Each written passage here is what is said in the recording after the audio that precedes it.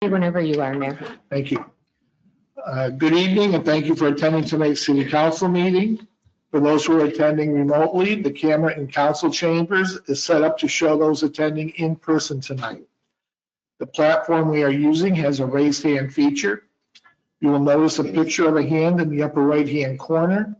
When we reach the point in the meeting where the public has the opportunity to address council, you can click that button to be given your opportunity to address council.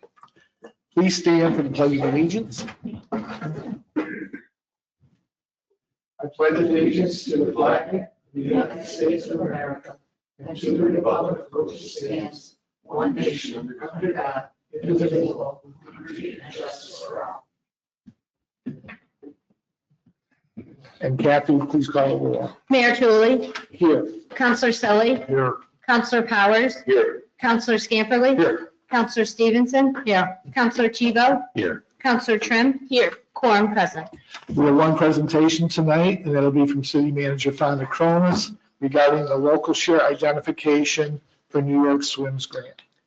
Thank you, Mr. Mayor. Did It did not upload. I apologize. Okay.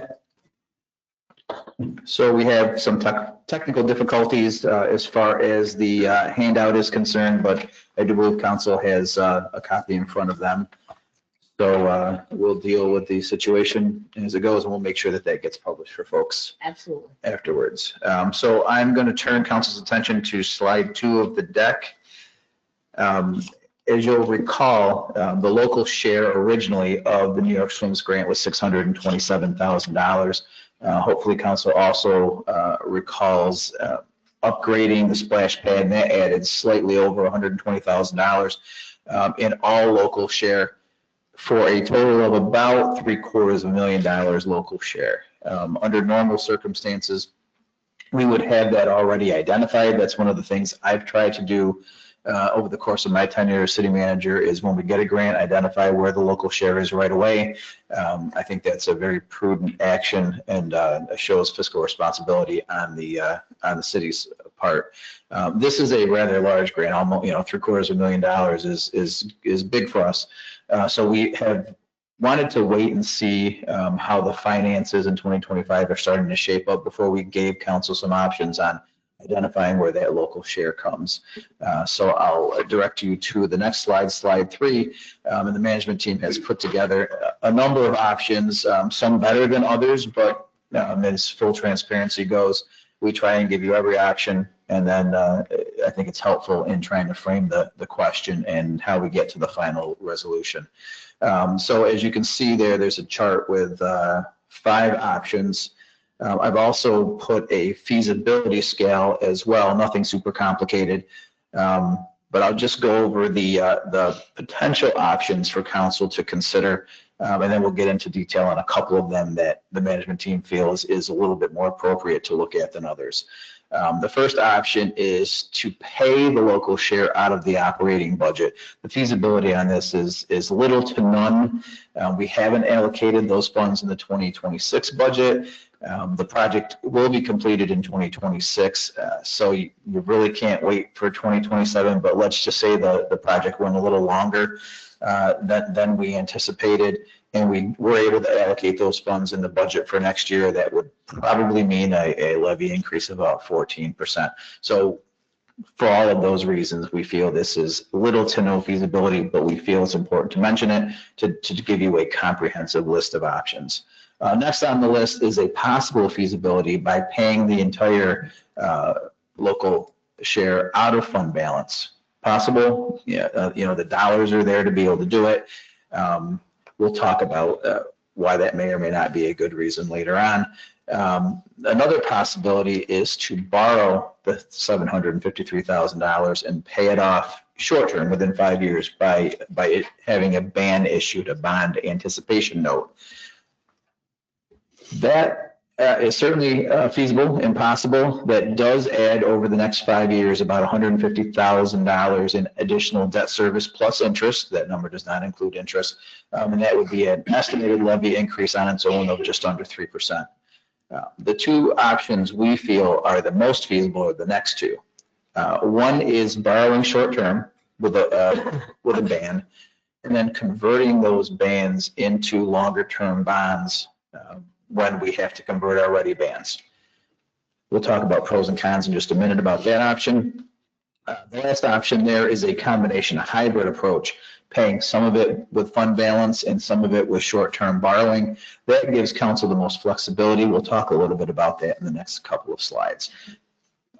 So if I turn your attention to slide 4, and we'll look at that first feasible option, which is borrowing short-term and converting to long-term bonds. As I said, we would borrow the money as a bond anticipation note, and when we rolled previous bands for the Ready project into bonds, we would do the same thing with that as well. The pros on that is it certainly lowers our annual cost of debt, allocates the cost of the project over multiple years so that all who enjoy the project will pay a little bit for the facility. That tends to be a public administration win for just making sure that the costs get allocated. It also helps keep our cash flow and fund balance in a more positive nature. The cons are interest costs, both on the short-term and the long-term side. You'll be repaying almost $400,000 more than what is originally borrowed for over the course of 20 years, if that were the length of the bond from interest. And it does increase the city's total debt limit, and the city has multiple future projects and can only borrow a certain amount over time. It has limits on what it can borrow for, and this would add to that number. So pros and cons there on that option. The second option is that hybrid approach, paying some with the fund balance and some with short-term debt. There are many sub-options here. What I did is I just split the number pretty much in half and said we'll do half with fund balance and half with short-term debt. Obviously, council can tweak those numbers as it feels comfortable in doing. But in this scenario, we basically split the number down the middle. The pros on this are you're going to pay less interest overall. You're going to have smoother costs over the next 5 years because you'll be able to smooth out the cost of the debt service so that you don't have quite so much to pay in 1 year over the next. It does keep your cash flow and your fund balance in a more positive light. You will not have long-term debt service if you pay it within the 5 years of the bond anticipation note. If a couple years down the road we realize that we don't have the finances to move forward on it, we could roll that into the Ready. So you start with the plan of short term, and then maybe if you realize we need to go into the long term necessary debt, we would go in that direction. And this is, as I will say, a proper use of fund balance. It is one-time project cost dollars and identified with fund balance, which is one-time dollars, right? So that's the congruency of utilizing one-time funds for one-time costs. Obviously, there are going to be costs. There will be interest costs. We will be using some of our cash reserves, the fund balance, so those numbers will go down. And if you do decide to go with the short-term debt and pay this off in 5 years, you're going to have about $75,000 in additional principal payments along with interest. And that translates into a rough 1.4% increase in the levy, right? So there'll be some upward pressure in the levy by going in this direction. So those are our two most feasible options in our eyes. I will ask you to look at the last slide, slide 6. You can't really make this decision unless we talk about the effect of fund balance. So on this chart, I have 3 different scenarios. The first one on the left is where we think fund balance is going to be falling at the end of 2025. Obviously, we don't have a December closed yet, so we can't really give you what the deficit will be. We went conservative with this number. I think we'll be in better shape than this. But what we said was we probably will have around a $200,000 very conservative number for the deficit this year. So at the 1st of January in 2025, we started with slightly more than $4.6 million in total all-in fund balance.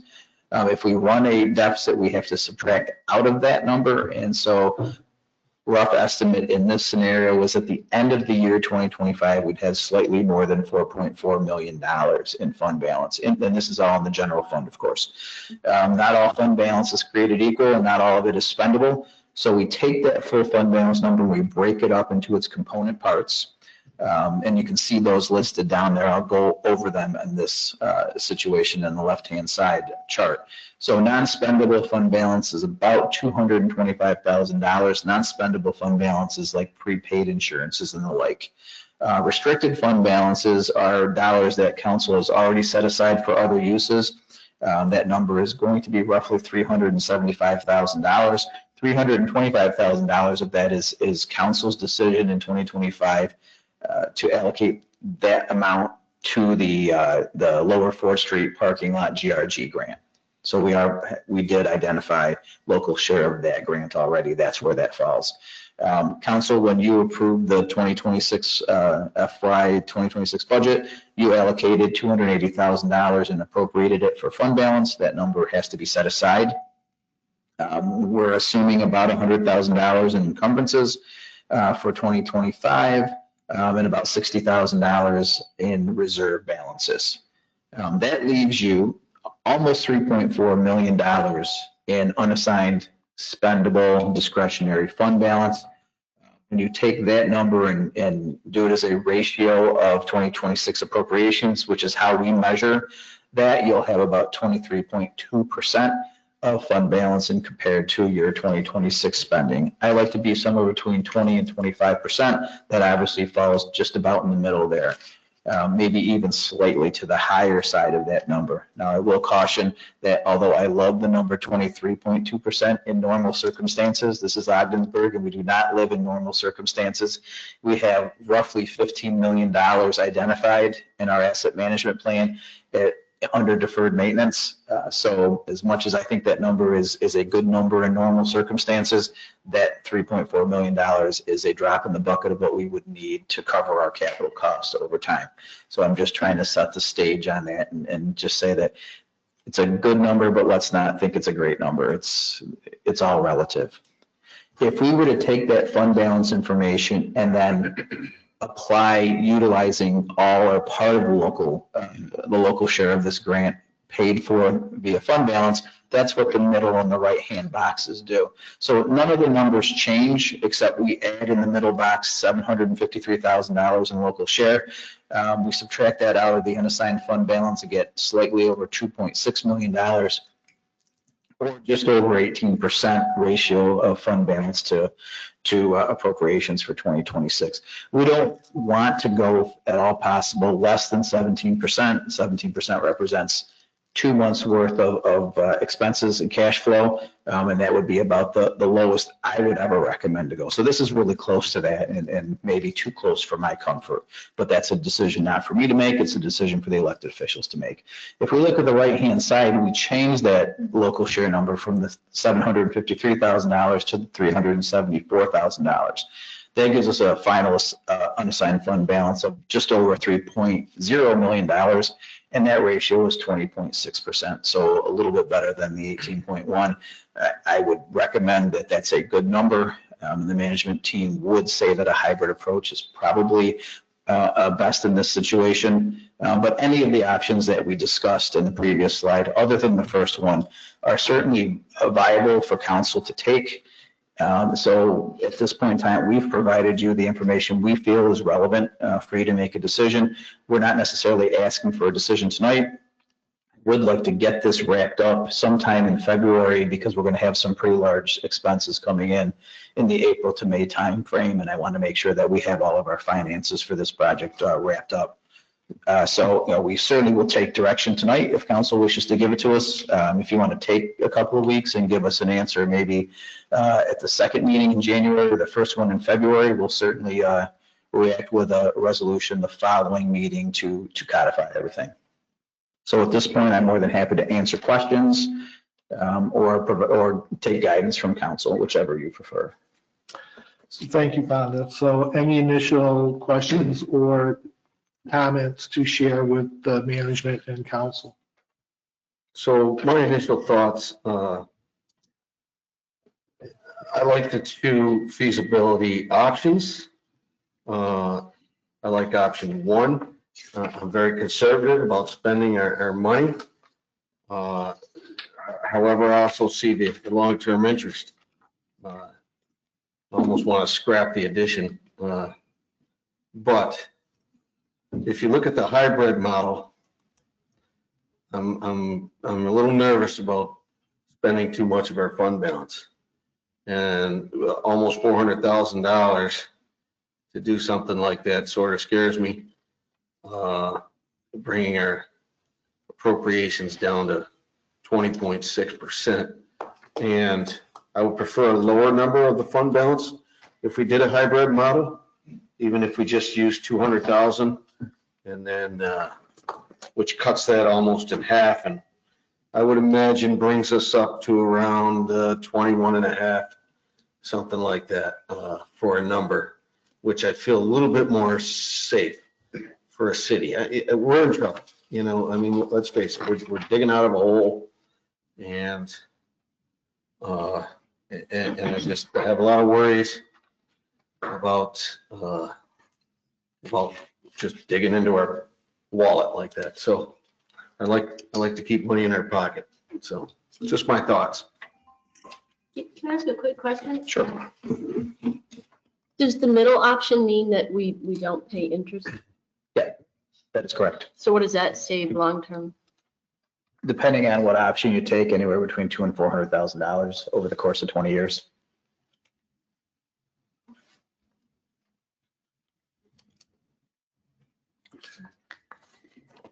And again, this is something that we're looking at the expenses being at the high end. There are some areas here that I believe staff had shared that they thought that with work being done in-house, that this would be the worst case scenario, that we could actually see some additional savings. So we're planning for the worst case. We're spending everything that was in the estimates and in our planning. So it could actually be a little better. And if we went with something like taking it from fund balance, and then we saw that we were falling short, then we could, as you said, wrap it into another financing at that time.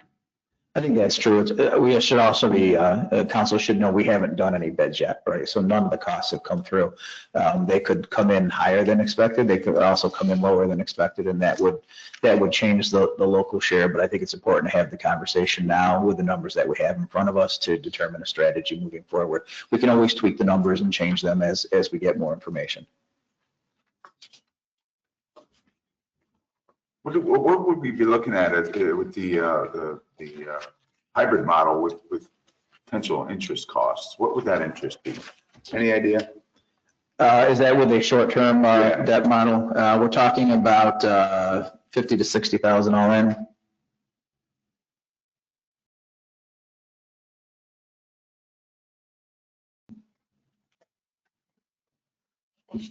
In terms of cash flow for the overall project, this a project where the grant money is reimbursed as we spend, or is there any money up front from the grant? No money up front, but we can put in for reimbursements on a quarterly basis.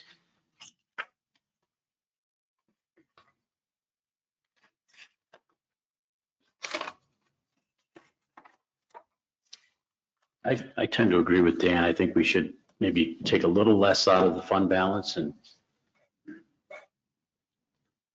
keep some money in our pockets, just in case.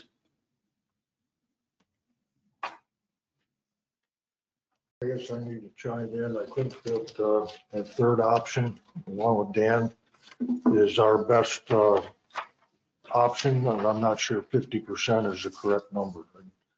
Maybe a little less, maybe a little more even, but I'm in favor of doing half and half or close to half and half. I think the hybrid model would be the way to go. It's what are we going to invest in it through our fund balance ultimately. 2026 probably isn't going to be much different than 2025. And with that being said, with other things coming down the pipe,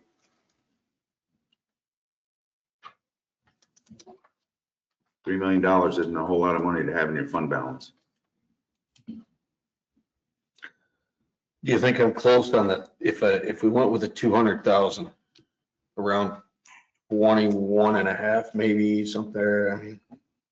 Angela, can you do the math on that real quick? I bet you're in front of a computer. For the 200,000 model? Yeah, 1 second, please. from the fund balance rather than the 375.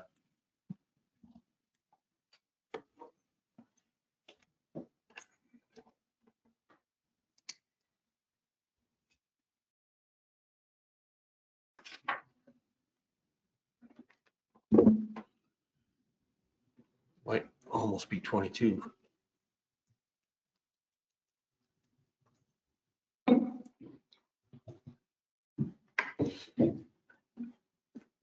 Rough number is 22. I did it quick and I don't know if I have the exact numbers. It I'm would doing be a it from- little higher than 22%. I just did the whole numbers, but 22.7 and change. So something like that still keeps us in a nice, safe fund balance till we pan some things out. Yeah, I mean, I would say anything over 20% is good. Obviously, the higher the better, given our financial position and all of our capital costs that are going to come due in the very near future. And like you said, I mean, this is an opening conversation, but just my thoughts initially. Yeah, and I would agree that the hybrid model, to me, is the more attractive model. To try to use the local share entirely from fund balance at 18% is basically the floor that I'm familiar with, 2 months spent. And at least there's very little legal room to deal with anything unexpected during the course of the year. And looking ahead to 27, while I think our goal was trying to see a further reduction in use of fund balance to balance the general fund budget. I would want to leave some wiggle room in case we did have a need to apply something in an effort to manage the tax levy. And so I think that that hybrid model gives us the opportunity to do that.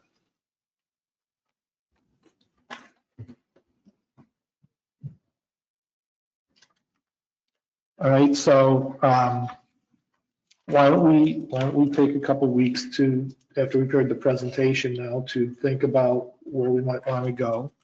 I guess focusing on the hybrid model and at what dollar amount people would have a comfort level for use of fund balance. Okay, so a good approach to take. Absolutely. Yes. Yeah, with potential new information coming from the closeout of 2025 as well, right? I don't know how much more you'd have, probably not a whole lot, but in a couple of weeks, but. We'll have more than we know now, but it certainly won't be anything that I'm going to want to go on the record with. We can give you something directionally. Okay, fair.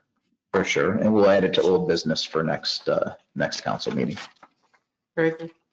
Thank you. Appreciate the guidance and the comments. Thank you.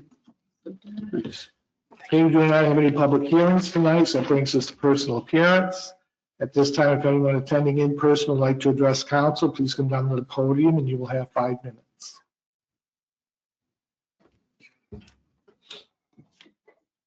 Hello, friends. Greg McNamara here once again. I think what you should do, involving what she's just got done talking about, maybe you should take the 125 grand you're spending on a splash pad that we don't need and put that towards this water pipe project, towards the city's part of it. Because that's insane to spend 125 grand on a splash pad we don't need, because the city pool is going to get all these upgrades, amazing state-of-the-art upgrades, and get fixed this summer. You're looking at me weird, Mr. Powers. Do you disagree with me that the pool's getting a bunch of upgrades this summer? No. I'm sorry, I must have just took your look a little weird, but I would say that that's true. And there's a pool at OFA the kids can use. It's been brought up, no one's mentioned, I don't know if anyone's even reached out to the school board. I reached out to the superintendent's office to find out if anyone from the city has asked them about that, and they didn't get back to me either. I'm not surprised at all. You guys are staring down the pipe, no pun intended, of a serious debt problem. And the infrastructure problems here in the city are a lot more than what you are letting the public know. If you go put a boat under the Lafayette Street Bridge and head up the Oswegatchie River and look at, I would say, the Hubleton side of the bridge, just take a look at it. Mayor Skelly wasn't kidding when he said that bridge was falling apart. It's a lot worse than it was when he was mayor. There's huge chunks of concrete missing off it. You can see rebar. And that's just one example. There's stuff all over that needs to be taken care of, and you can't take the fund balance and fund all the positions we funded and everything. It's just a mismanage of funds. That's what got Augsburg in the position it was in 10 years ago, and we've been trying to get out of it. It's insanity. You can't spend your way out of a debt problem. You can't do it. The next thing I would like to talk about is I heard some rumors through the grapevine, I don't know if they're true or not, that we're going to appoint a different deputy mayor tonight. If that takes place, I hope that there's a very detailed explanation as to why that's taking place or why we would be changing that. I think you would all agree with me that none of us are friends by any means. And I will say that over the last several years, I've been with the city, the person out of everyone who has, I don't want to say helped me, but at least listened to my side of the story, and whether we agreed or not, a lot of times we didn't. Dan answered me. And I'll tell you, a lot of you have flat out ignored me. Like, my calls get screened, you won't even fucking answer me. So I really appreciate him as deputy mayor. And he made a great statement tonight, a common sense statement about you can't spend all the fund balance money at once on that. And I get where you're coming from. I mean, you make $500 that week and you owe the mechanic $600 for fixing your car, you better give him that money and try to. But at the same time, they want to see all these positions. You guys got to come to a happy medium here, because this is not going to work. You guys are heading down a bad path, and you all know it. Thank you.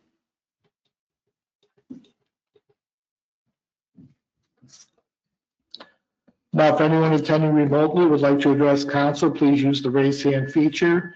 The city clerk will recognize and unmute one person at a time, and you will have 5 minutes. The first individual is registered as Arlene Kaya, and I will unmute that individual now. It appears your line is open. Hi, Kathy. Can you hear me? Yes, I can.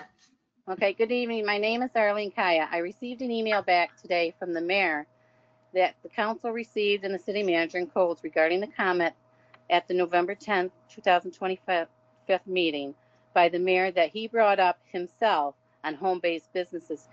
You said you think this is premature. I asked for a meeting with council and codes pertaining to home-based businesses, but you, the mayor, brought it up about home-based business at the last council meeting, November 10th. The council needs to take the blinders off and see the whole picture, or the whole idea, or can it? Because nothing has been done in 2 years to enforce or equal across the board. But yes, you have picked and choose who you have gone after. Yes, you have discriminated on home-based businesses. The city manager and staff has not updated the council or the mayor, so we could resolve this ongoing issue with home-based businesses. I feel taxpayers know more than one sitting in City Hall tonight, but once again, nothing on the agenda tonight. Like was said at other meetings, the mayor council needs to make city manager accountable to receive information on the home-based businesses. I hope we have an update in a couple of weeks, because we all know a lot of gray areas and the affidavits were a joke. We would also love to wrap this matter up so it's fair to all taxpayers.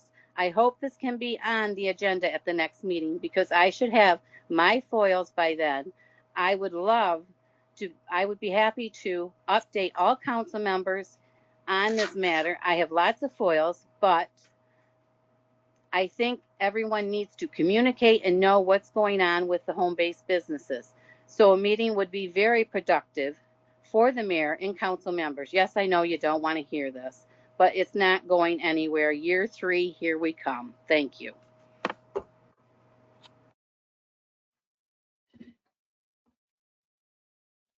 I do not see any other hands raised now. That brings us to correspondence, and we have one letter this evening. Dear Mayor Michael Tooley and Council, I'm writing to urge you to use your leadership in the new year to require, as a matter of policy and practice, the organic management of our community parks and public spaces. My concern about the management of public spaces used by children and families, those with health vulnerabilities, pets and wildlife, stems from the hazardous nature of the petrochemical pesticides and fertilizers commonly used. The adverse health and environmental effects are captured on 2 fact sheets, 40 commonly used lawn pesticides. With this information, we urge you to advance the policy and management decision to stop the use of these hazardous chemicals and transition our parks to organic practices. The fact sheets document with scientific citations a wide range of diseases and ecological effects linked to pesticides. The underlying analysis identified in the fact sheets is based on toxicity determinations and government reviews and university studies and databases. Of the 40 most commonly used lawn and landscape pesticides in reference to adverse health effects, 26 are possible and/or known carcinogens, 24 have the potential to disrupt the endocrine system, 29 are linked to reproductive effects and sexual dysfunction, 21 have been linked to birth defects, 24 are neurotoxic, 32 can cause kidney or liver damage, and 33 are sensitizers and/or irritants. Regarding adverse environmental effects, 21 are detected in groundwater, 24 have the ability to leach into drinking water sources, 39 are toxic to fish and other aquatic organisms vital to our ecosystem, 33 are toxic to bees, 18 are toxic to mammals, and 28 are toxic to birds. In adopting organic land management, our community can make an important contribution to solving the threat that petrochemical pesticides and fertilizers pose to biodiversity collapse and the climate crisis. The 2025 United Nations Intergovernmental Science Policy Platform on Biodiversity and Ecosystem Services warns that we must adopt policies and practices that reflect the value of nature's biodiversity, including pollinators, in supporting human life and activity. This starts with the management of soil and landscapes in our community. As the climate crisis causes increasingly erratic weather, more frequent flooding, and widespread fires, organic soil management draws down atmospheric carbon, which reduces the threat of greenhouse gases that contribute to climate disasters. Organic management of our parks enables our community to contribute to solving this existential crisis and evaluates our role in climate action. Please take advantage of Beyond Pesticides offer to assist you and land managers of our community parks in the adoption of organic land management practices through its Parks for a Sustainable Future program. You can contact them at sustainableparks@beyondpesticides.org. I look forward to your reply and working with you in the new year. Thank you. Sincerely, Joel F. So that brings us to our consent agenda. That the claims as enumerated in general fund warrant number 1-2026 in the amount of $1,512,734.44. And library warrant number 01-2026 in the amount of $0. And capital fund warrant number 1-2026 in the amount of $204,884.12. And community development fund warrant number 1-2026 in the amount of $37.99. And community renewal fund warrant number 1-2026 in the amount of $0. As audited, be and the same hereby are ordered paid. I so move. Second it. Kathy, please call the roll. Mayor Tully, Yes. Councilor Selly, Yes. Councilor Powers, Yes. Councilor Scamperly, Yes. Councilor Stevenson, yes, Councilor Tebow, Yes. Councilor Trim, Yes. approved. We have 3 appointments tonight. First, I will make a motion to reappoint Barbara Barlow and Catherine Reinborg to 3-year terms on the Pride and Beautification Commission. Terms begin January 1, 2026, and then December 31, 2028. Move that. I second. Kathy, please call the roll. Mayor Tully, Yes? Councilor Selly, Yes. Councilor Powers, Yes. Councilor Scamperly, Yes. Councilor Stevenson, yes, Councilor Tebow, Yes. Councilor Trim, Yes. approved. Next, I make a motion to reappoint Mark Knowlton to a 5-year term on the Vacancy Committee, term to begin January 1, 2026, and then December 31, 2030. I'll move that. Second. Kathy, please call the roll. Councilor Selly, Yes. Councilor Powers, Yes. Councilor Scamperly, Yes. Councilor Stevenson, yes, Councilor Tebow, Yes. Councilor Trim, Yes. Mayor Tully, Yes. approved. Next, I make a motion to reappoint Steve Schleider to a 3-year term on the zoning board, terms to begin January 1, 2026 and end December 31, 2028. Second. Kathy, please call the roll. Counselor Powers? Yes. Counselor Scamperly? Yes. Counselor Stevenson? Yes. Counselor Tebow? Yes. Counselor Trim? Yes. Mayor Tulley? Yes. Counselor Selly? Yes. Approved. That brings us to items for council action, and I will introduce our first item of business. Whereas the Augsburg City Charter provides that a deputy mayor is to be elected from city council members on the first council meeting in January of even-numbered years. Now therefore be it resolved that Councilor Jennifer Stevenson is hereby elected deputy mayor of the Augsburg City Council for 2026 and 2027. So move. Second. Comments or questions? I'll just make the observation that my first 2 years, I thought it was important to have the more senior member of council returning to act as deputy mayor, which is why I suggested to council and unanimously supported Councilor Scamperly, who has certainly done a good job, and I continue to look forward to his advice and counsel as we move forward over the next 2 years. And while I think any one of the other 6 councilors could serve the deputy mayor's position well, it is a position Councilor Stevenson does have interest in. To me, it's an expression of my appreciation for her for work she did on my behalf 2 years ago. And therefore I make that recommendation to council. Wait a minute, what'd she do on your behalf? What are you talking about? That's corrupt for you to not say that. What are you There'll talking be about? time to comment at the end of the meeting. Well, you just said she did something on your behalf for you to choose her. On You behalf- gotta say why, dude. That's not right. All right. Think about what you say. Come on. Her efforts in moving my petitions when I ran for mayor, I want to recognize that support. Okay, well, thank you. That's the least you can do. What a disgrace. I appreciate the time working here for everybody. As this position, congratulations, Jen. And it's been fun. I think this was my 3rd time around as deputy mayor, 2nd or 3rd, I don't know, but I always try and do my best. And really, I mean, the only time that the position steps up is when the mayor's gone. Other than that, we're all on the same footing with an equal vote and things like that. So, but congratulations, Jen. Thank you. So, And I would like to say thank you for the opportunity and for the support. And I too try to attend all city functions that I can, whether it be at a council evening or it's something that we have to attend in the public or support to our staff or our citizens. And Dan, thank you for all of the service that you have done as deputy mayor. thank you. Kathy, please call the roll. Counselor Scamperly? Yes. Counselor Stevenson? Yes. Counselor Tebow? Yes. Counselor Trim? Yes. Mayor Tulley? Yes. Counselor Selly? Yes. Counselor Powers? Yes. Approved.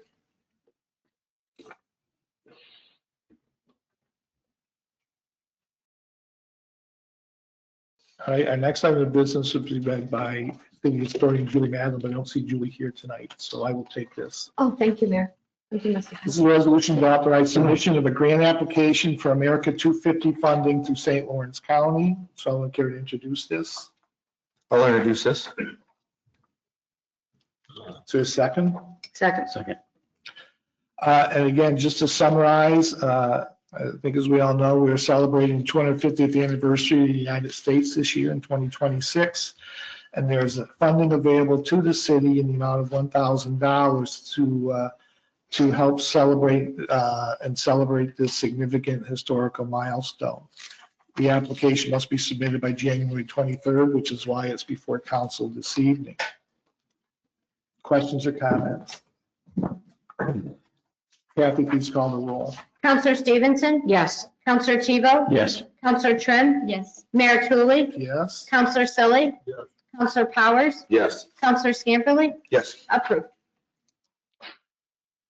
Our next item of business will be read by City Manager Fonda Cronus.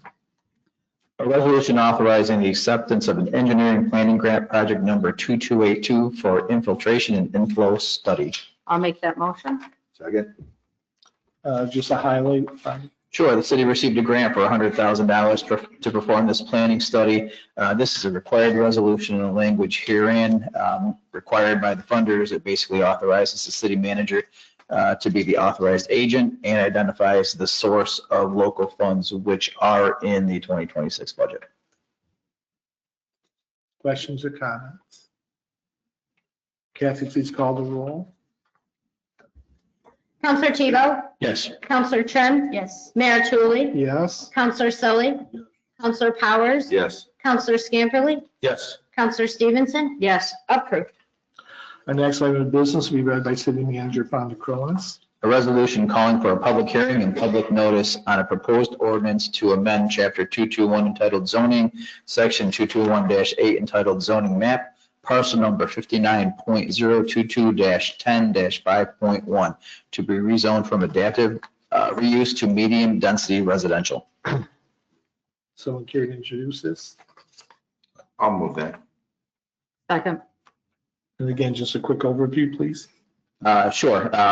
We have received a request from the owner of that parcel, which is St. Marguerite's, just as an FYI, for a change from adaptive reuse to the MDR designation. I did put it through the planning board. The planning board recommends to move forward with that. As you can see on the map that's included, that in that general area, there are two zoning overlays. One is for single-family residential. The other one is MDR. So it certainly fits within the characteristic of that area. From what I understand, there is an interested party there to purchase, and they would like to just change the zoning on that property to fit the potential land use. Any questions or comments? So the last time we did a zoning change, we took property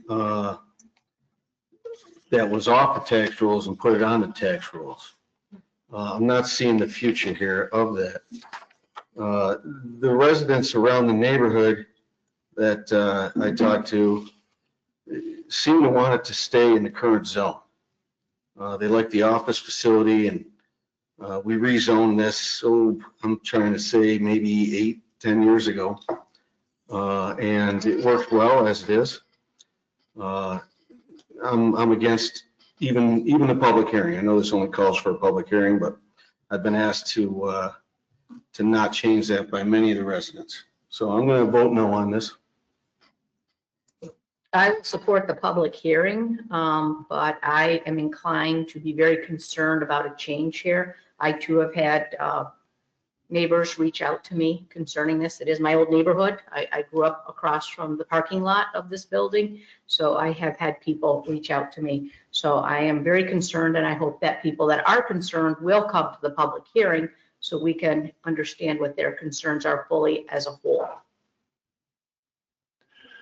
I guess I'd like to hear from management to do a little research based on Councilor Scamperly's comment that this property was rezoned to AR 8 to 10 years. And I guess I'd like to know some background of the history. If that's the case, what was the zone previously? What was the rationale? You know, I might have to dig through some council minutes, but I'd like to know that background before making a decision.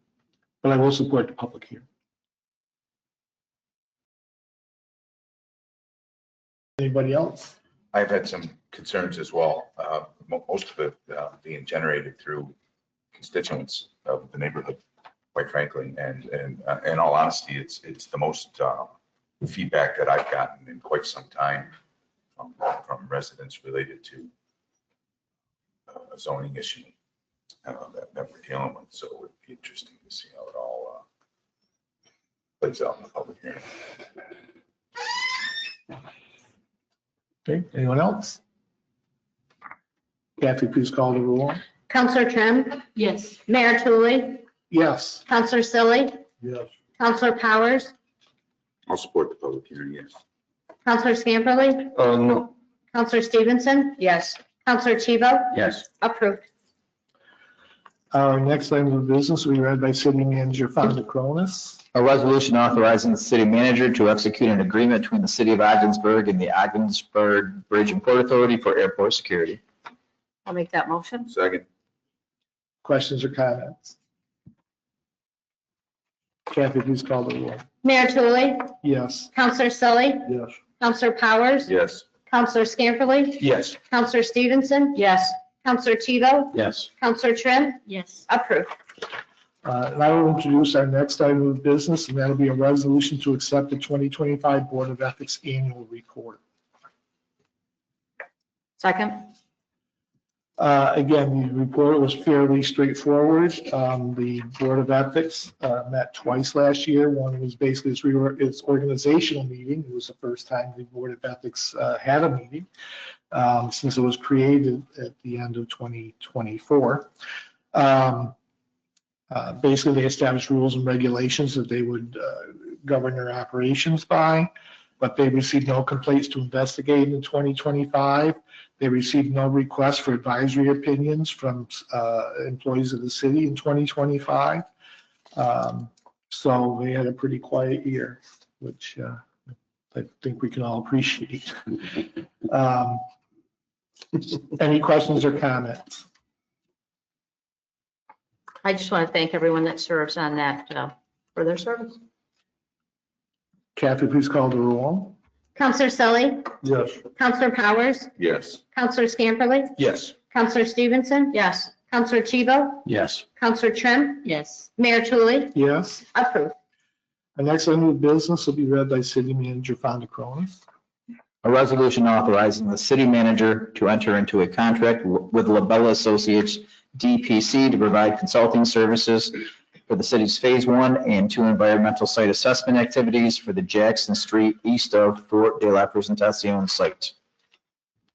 I don't care to introduce this. I'll do that. Do I have a second? I'll second. Again, overview, Fonda. please. Sure, the city has received brownfield opportunity area funding to do environmental assessments for various properties. In the grant, this Jackson Street property was identified, and we're moving forward with that. Any questions or comments? Kathy, please call the roll. Counselor Powers, Yes. Counselor Scamperly, Yes. Counselor Stevenson, Yes. Counselor Tebow, Yes. Counselor Trim, Yes. Mayor Tulley, Yes. Counselor Selly, Yes. approved.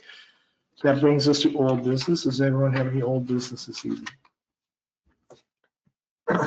I just want to, since we're starting off a new year and, you know, we mentioned the financial strains on the city.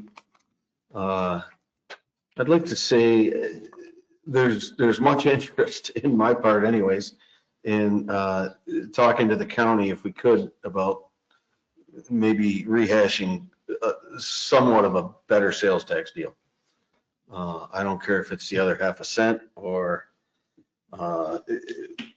obviously we're not going to go back to the 6+% that we had, but this city's really hurting for sales tax and we need to do something. And I think, you know, our numbers and our struggle and our upcoming infrastructure costs and things like that really justify some sort of a meeting with the county, who's seems to be sitting on a fund balance that incredible proportions that they probably wouldn't have if it wasn't for us in the beginning trying to moving it to the sales tax to the 8%. And I want to keep it friendly, and I just wanted to know our cause, and I'd like to see movement in that, and sometime this year, you know, maybe with the county. Obviously, if we can get our state legislators to support some sort of an agreement that we can get, it's just vital for the city of Ogdensburg to try and do something like that and moving forward, I think. So that's my old business. Counselor Scamperly, I agree with you 100% on that. Ogdensburg is a service provider for the region, not just for the city. So I would like to open up those discussions in a very friendly manner and see if we can have any movement with that. Any other observations from council? It'd be great if we could, in all reality, You know, I don't know what their fund balance looks like. They're calling for a hard year coming up. If I read the article recently correctly, but I think all discussions and going forward would be in our best interest right now with a new relationship with the county. So I think it'd be worthwhile for council to hear some initial observations at a future meeting from management with regards to the possibility of pursuing an inquiry with the county on this matter. Okay. Great. Another item, I'm sorry, I know I said I was done with old business, but probably doesn't fit under new business. Because I've already asked about it, maybe it's more of an items for discussion. Confirmation on the heat inside the Ogdensburg prison, whether or not it's active or not, if the heat's on. I'm being told that on an almost daily basis or several times a week, people are breaking in to the prison, cutting holes in the fence, things like that. And it should certainly be secured. And I don't want it to see another dilapidated building when the governor's plan called for remarketing these prisons. So if we can check on that with our state representatives or somebody and get confirmation and maybe if the state could follow through on providing heat in that building, that would be wonderful. So we don't lose another building. I'm going to wrap up my old business with that one. Sorry. If I can comment on that as well, when Dan brought that up at a couple months ago, I had reached out to some people that are associated with it, and I never got a response. And I reached out to another gentleman as well, and we reached into some other unit, to some other avenues, and we never really got a response. But I'm concerned that it may be off. And I don't think we were ever formally notified that it was going to be shut off. But I just sent another text to try and find out. So it'll be interesting to see whether or not it is. And I think we'd have to go through state agency, chief with our answer, hopefully. It's not guaranteed. I met with representatives well over a year ago. It was their intention to completely shut everything off in the building. I advised against it, obviously. They were going to shut off power, water, and heat. So I would assume that they followed through with that. I can reach out to, there's a maintenance personnel that I believe is now across the street. He would probably be able to confirm that. At Riverview or at the site I center? think he's at Riverview now. I can reach out to him tomorrow. He may belong to the same club that Dan belongs to. If Dan wants to reach out to him too. I belong to a lot of clubs. So facility maintenance guy was at Ogdensburg out across the street. Right. Him and the son. So I will, I can make a phone call. You know, He was at the meeting when I was there, both of them actually, so. so if we discover that this is actually the case, what are our next steps, do you think? I mean, as a city to? Nothing I think we could do as a city, no different than if you were to shut all the power, lights and heat off at your building, so. I mean, I hate to see the building just go to waste and all this proposals to reuse these prisons and whatnot. It's just a bunch of hoopla. We really need to market this building before it dilapidates completely. So I don't know what we can do, but probably reach out to our state representatives a little bit. So we'll get the answer to that question and then report back and see where we want to go from there. I think we as a city have limited options, but we'll try and put together the list of options that we might have. Okay, great. Thank you. It wouldn't be corrections that we would be asking. What department would it be for the state? I can't remember what it. Would it be OMH? No. General services? Thank you. OGS. OGS. We're involved with OGS. Yeah. All right. Thank you.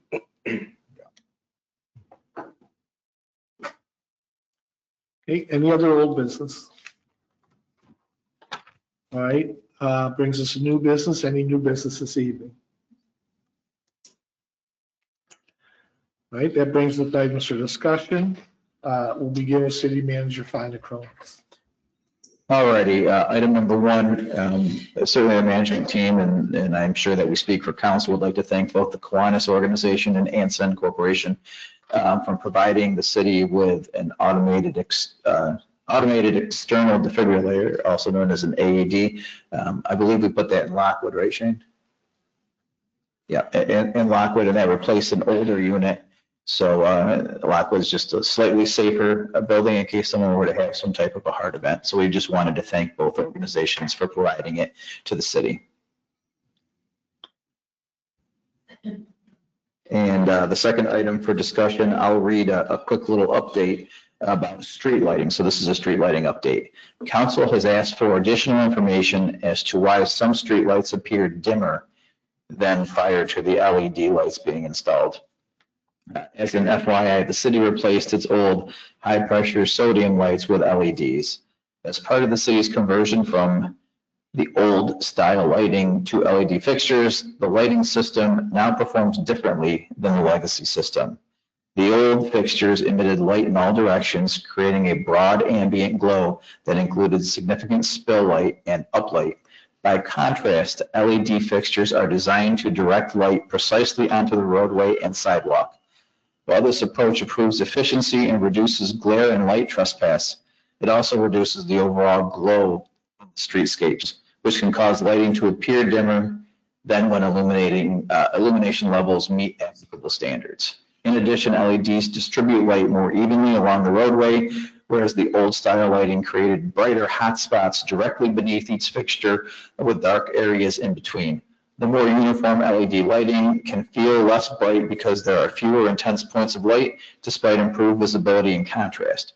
Human perception also plays a role. The white light produced by LEDs enhances color recognition and object visibility, but is often perceived as less intense than the amber light of the old fixtures. LED replacement program that the city underwent matched the old lighting wattage to the closest comparable LED output.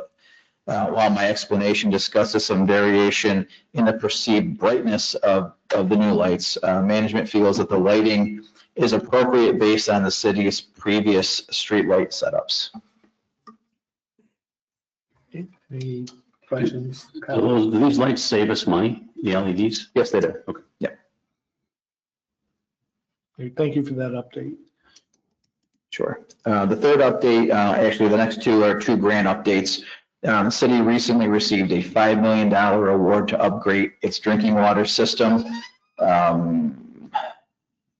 Probably in the summer, I'm going to say June-ish of 2025. The council received a briefing from our engineer regarding the preliminary engineering report for that drinking water system. And that PER identified $26.9 million in work needed. The grant is basically an award letter only at this point in time, so I don't have a ton of detail, but as time goes on, we'll understand the details of the grant award itself, which is $5 million, which was the max that could be asked for and awarded, and any hardship loan monies at zero interest rate or a discounted interest rate before we make any recommendations on how to move forward. But what I will say is initial indications are that to accept the $5 million grant and move forward, I think the expectation from the funder would be to do the entire $26.9 million project. That's what the grant award is based on, and although we might be able to dicker here and there on the details, at some point in time, we will probably come to council and say, if we want to move forward with the grant, we're going to need to move forward with the vast majority of that $26.9 million in projects. More to come, so stay tuned, but it's a welcome amount because any grant dollars means that we don't have to pull that from the local share.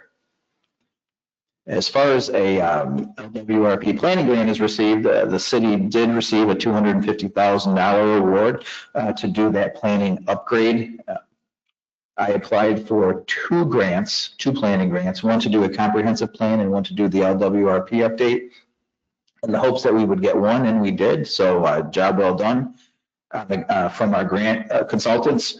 And we will be moving forward as quickly as we can because we just don't have a comprehensive plan that's been vetted and has good public input, which is critical for us to go and apply for additional grant funding, and to be able to take that document and refer to it. But even more importantly, without a good comprehensive plan that had public input and council blessing as well as public blessing, we really don't know what our land use needs to be or what it looks like. And it really puts management at a disadvantage, not knowing how to approach certain land use opportunities and even development opportunities. So I welcome the grant and look forward over the next, say, 12 to 18 months in getting this taken care of and bringing a document that council can look at, comment on, and hopefully pass. And at some point in time, I would anticipate asking council to approve the document, not only as an LWRP document, but as a comprehensive plan document. I think it's that important. As a matter of fact, I recommended to the planning board, and they agreed that they were doing a zoning review, and they are going to pause that and in waiting for what comes out of this effort, because they feel it's that important. Questions? That was one thing I didn't want to hear. The pause. the pause, the pause in the rezoning. I've been on council for 16 years asking for that. I know there's been a lot of work that's been put into it, and I don't think it would hurt us at this time to move forward with that. And then still, we can make changes depending upon the LWRP, but the pause definitely is a killer. I mean, you know, just since you've been here, how many times have I brought it up that I wanted to move forward with that zoning? Well, obviously, this is council's purview, and I'll move forward with it if that's what council wants. I don't necessarily recommend that. We would be doing it twice. We would be doing it now before the comprehensive planning, and then we'd have to do it again after the comprehensive planning, and that doesn't necessarily, to me, scream efficiency. However, I serve at the pleasure of council, and if that's council's wish, I'd be more than happy to put it back on the planning board's agenda. I just worry, you know, it seems like it took, once the planning board or the zoning board and the planner and everybody moved on that, it took a few years just to develop that new zone. Council looked at it, we asked things, and then it just seemed to go into a stalemate over the last the last administration. I think people were afraid to bring it forward because of what might happen and changes. And it just seems like we've had it for probably 6 years, maybe longer. And I think if we don't move forward on it, this city's probably not going to see real zoning changes like that for another 10, 15 years. And that's too bad, because people have been calling for it. Something a little bit more business friendly. And even if we made little changes like that, business friendly, residential friendly, the setbacks and whatnot, I think are important changes that the city needs, especially if we want to attract more business and economic development. Signage laws were a huge detriment. Business after business has complained to me over the years that the signage laws, they just can't stand them, and things like that. So personally, I'd like to move forward with it, and if we need to make changes later, we can do that. Could I didn't want me to sound uninformed, but what is an LWRP? Local Waterfront Revitalization Plan. Local water.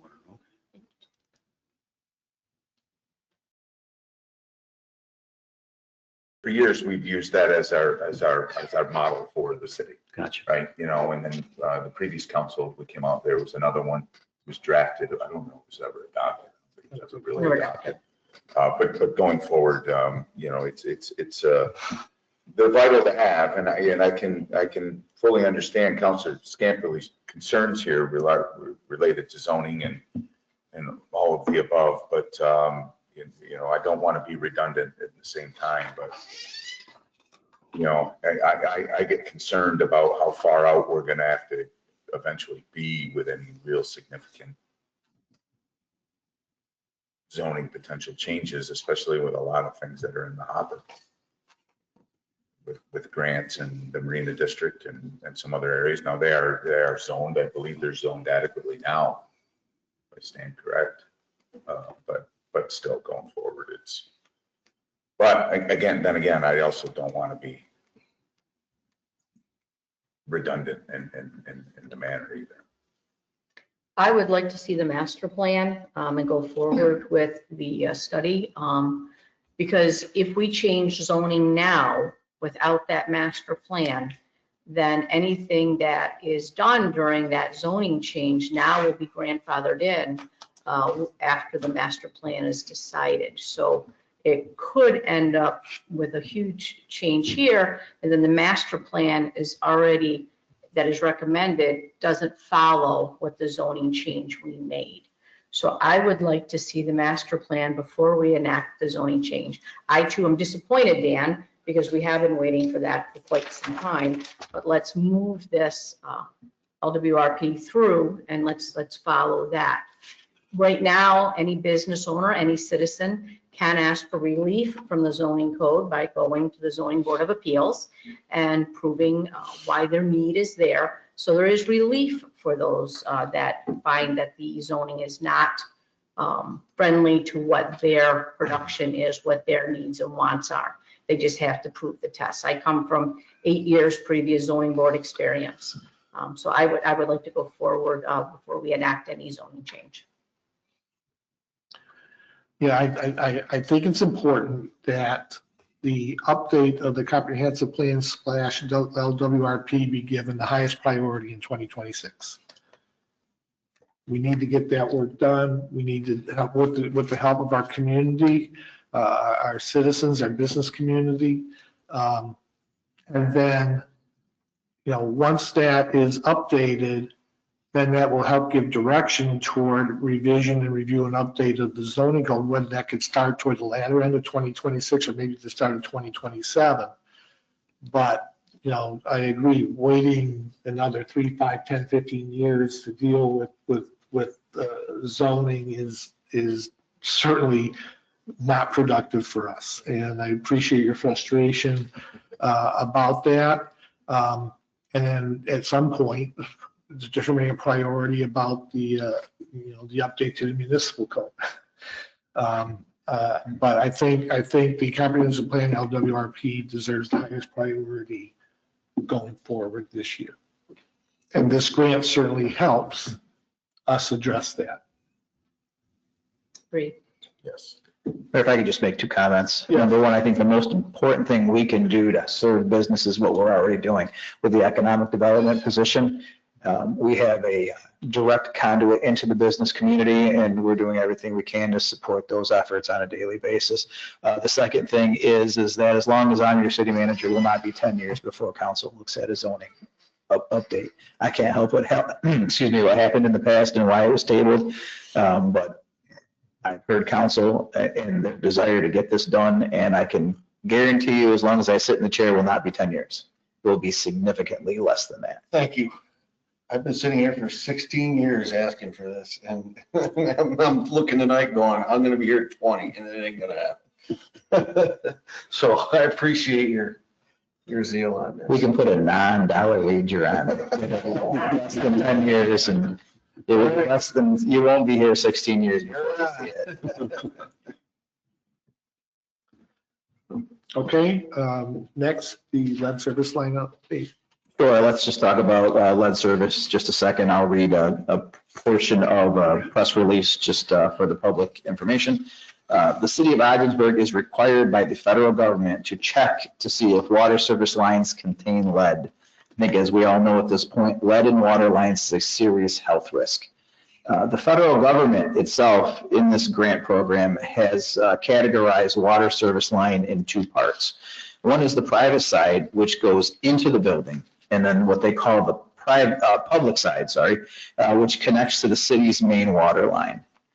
The federal government requires the city to know the material of that entire line, or we'll call it in air quotes, both sides. If the material of either side is unknown, the city must send a letter to the resident or the parcel owner saying that the line may contain lead, may contain lead. Doesn't mean it does contain lead, but we're required to send a letter that says it may contain lead. So recently in December, the city sent letters to about 2,200 residents and businesses that says that their line may contain. So far, the city has found no lead service lines, and that is very good news. Council may also recall that last summer, residents were asked to do what we call a scratch test on the private side of their water lines to help identify what material the pipe is made of. There is no way for residents to check the public side themselves. The city is working with state officials to find ways to check what the public side materials are without digging up everybody's property. Many residents did help the city by providing either a scratch test or by letting city staff in to their homes and businesses, and we thank those residents for doing so. Some residents have not provided or helped us gather this information, which may be one reason for the letters. But the main reason for the letters at the city is that the city does not yet know the material of the public side of these lines. And even though it's not the residents' responsibility to determine the material line of the public side, the city must send those letters as required by the federal government. I think it's important to note that while the federal government has categorized the line as both public and private, it's basically just one line with a box in between. And so property owners should be aware that they, by city policy, are responsible for the entire water service line from the main. Did I say that right, Shane? All right, very good. We recognize that the letters that were sent out may have been a bit confusing and probably should have been explained better.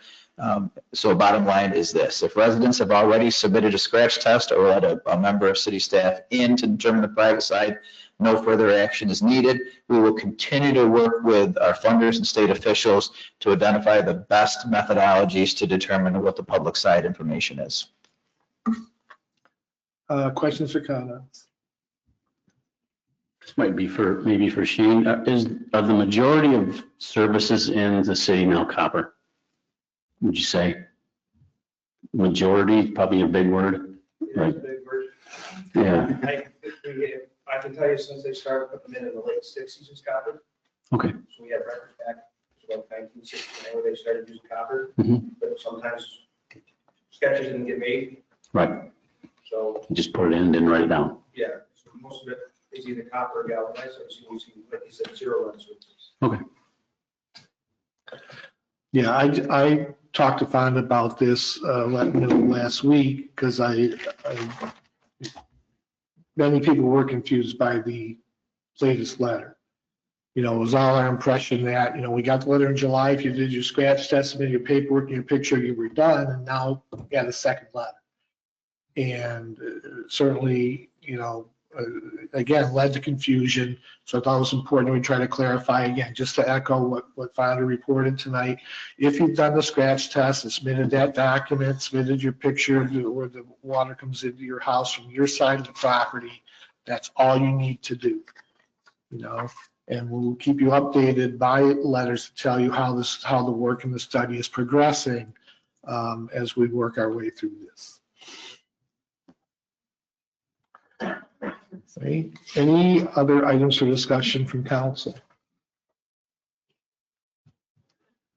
All right, I do have a couple. The first one relates to the letter read into the record tonight on organic management of parks. As you might recall, we did have a letter back in October, asked for staff at a time, not giving this major priority at that time. Because with everything had going on with budget and wrapping up calendar year end, but would like some information from staff with regards to the current management and maintenance of our parks as it relates to the possible use of pesticides, et cetera. And so I've suggested that if we can get some information maybe by the end of April, you know, mid-spring or whatever, before we actually start to work to maintain the parks for the upcoming season, that might be informational for us. I don't know that we need to establish a policy per se as requested in the letter read tonight, but it would just be nice to be informed. Do we use chemicals in our parks? I mean, we're not fertilizing, we don't put pesticides on the grass. I don't think we do. We just cut it, right? I don't think we have a person that's even has a certificate or license. Right, so, You have to have a pesticide license. right. Which is, We just cut the grass. We don't fertilize it. We don't encourage it to grow any faster than it does. A little bit of miracle grow flowers. Right. Okay.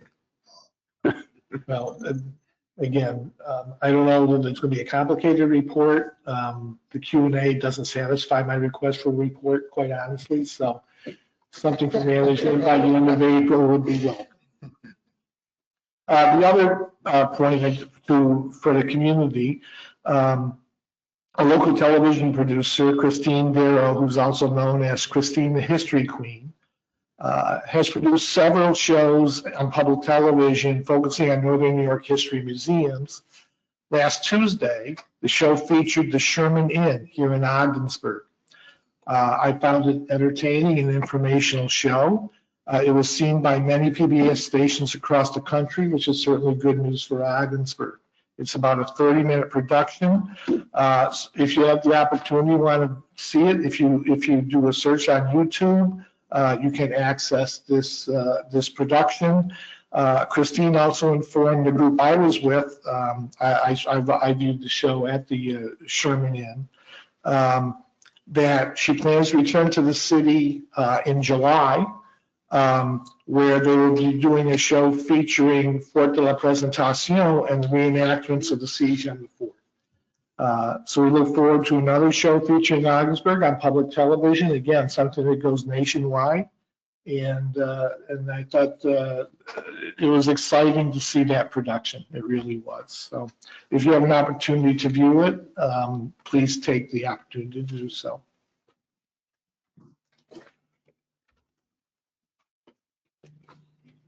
That brings us to citizen participation. At this time, if anyone attending in person would like to address council, please come down to the podium and you will have 2 minutes. Now, if anyone attending remotely would like to address council, please use the raise hand feature. The city clerk will recognize and unmute one person at a time and you will have 2 minutes. The first individual is registered as Greg McNamara, and I will unmute that individual now. It appears your line is open, sir. Hello, can you hear me? Yes, sir. Thank you. First, I would like to talk about the streetlight situation we've talked about with the LED lights. They were all 10 times brighter the day they were put in than they are today. If you look it up, and in cold climates, they just don't hold up. Those lights obviously were a bad thing to put in the city of Ogdensburg because, like I said, they're not anywhere near as bright as they were before Fonda was ever at Ogdensburg. That's why he might not really realize, the change in the brightness of lights or why people are complaining about it. But incandescent lamps, I would say, are still the way to go in the city of Ogdensburg. And there's still to this day been no, you guys haven't come up with a number for the public. Like we said tonight, it saved the city money, but I've asked in the past more than once. We've never come up with a number, so I'd like to see that, if there is indeed any savings there. Earlier in the meeting, we were talking about the water project coming up, the intake project that we just got the $5 million towards the $25 million project. And you were talking about the 3 avenues we can go down to pay for it. And Councilor Stevenson stated that the DPW can do some type of in-house work on that project to help offset the costs. Then the city manager states after that they haven't even got any bids. So that statement is completely incorrect. Obviously, we have no clue what the project's even going to cost to begin with if we don't have bids. And I think the DPW should stay out of that project. That's a major, major project. And I would assume it would come with warranties and stuff. And no offense, this is no offense at all, but our DPW director and the staff, they don't do these types of projects. They're not experienced in it. It's not the type of work that they do. And then if something was to happen after the fact, kind of like at our waste treatment center, we've had all kinds of problems there at the waste treatment plant after the fact. Then the companies who we hire could turn around and say, well, the city did this, that portion, and that's why, it's not our fault. We shouldn't get involved with any of that. The next thing I would like to talk about is update, because we've had very limited, I'm wrapping it up, pal, don't worry.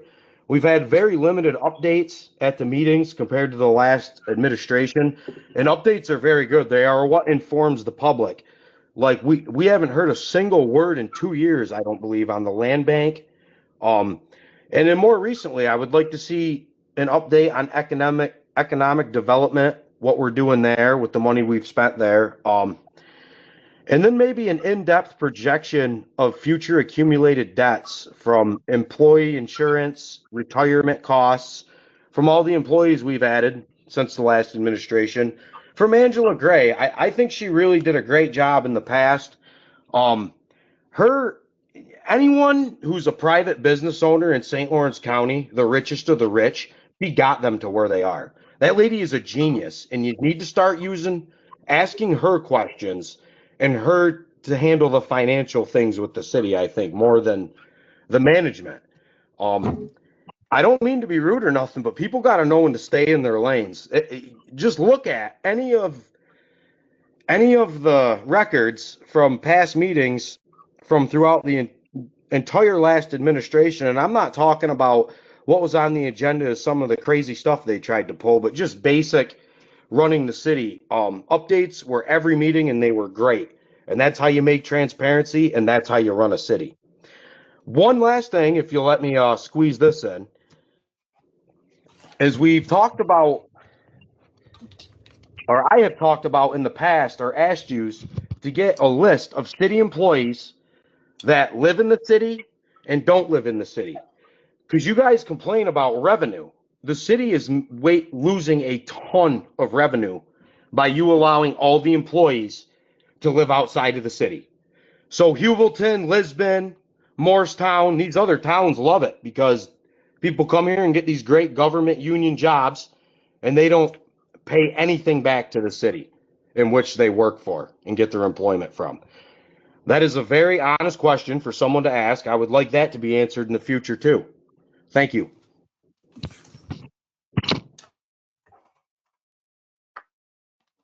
I do not see any other hands raised, Mayor. So we do have need for an executive session tonight. I will introduce this. Whereas City Manager Fonda Cronus requests an executive session with members of the Augsburg City Council to discuss proposed, pending, or current litigation. And whereas New York State Open Meetings Law permits City Council to adjourn to executive session for such purpose, now therefore be it resolved that City Council adjourn to executive session to discuss proposed, pending, or current litigation, and be it further resolved that any action resulting from this executive session shall be taken in open session. I so move. Second. Kathy, please call the roll. Counselor Scamperly? Yes. Counselor Stevenson? Yes. Counselor Tebow? Yes. Counselor Trim? Yes. Mayor Truely? Yes. Counselor Sully? Yes. Counselor Powers? Yes. Approved. And we do not anticipate any action following executive session, so I make a motion to adjourn from executive session. Second. All in favor? Aye. Aye. Adjourn following executive session.